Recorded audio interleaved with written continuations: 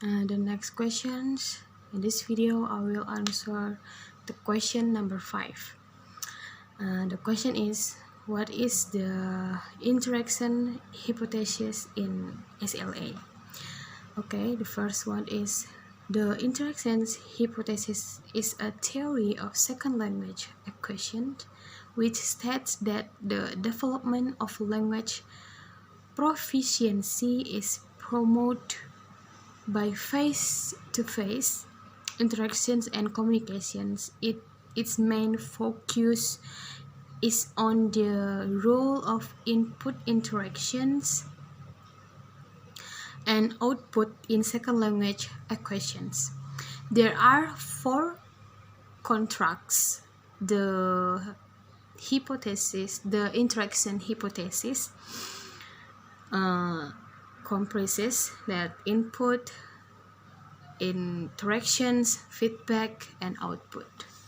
Okay, the first one is input or output. Input refers to any of the linguistic form received by the learner. Put simply, input can be broadly defined as information received by the learner from an external source. Output, on the other hand, refers to the linguistic forms produced by the learner, essentially internally generated replies to the other conversational party or parties in an exchange. In the context of the interaction hypothesis, the interlinked contracts of input and output are viewed as the entries exchanged within an interaction settings, which allows interaction to happen through analyzing the input and output of an individual. It is also possible to judge their relative fluency and proficiency in the language. Or think about a second language. And next is interactions, defined as the function that input and output fulfill. Interaction can generally be described as negotiations for meaning.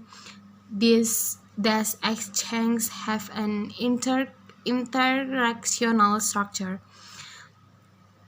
In the context of the interaction hypothesis, this refers to the manner in which information is exchanged during an interaction between parties.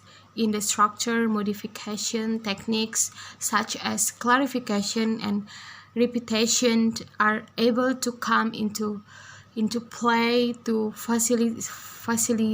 facilitate negotiation for meaning. And the last one is feedback.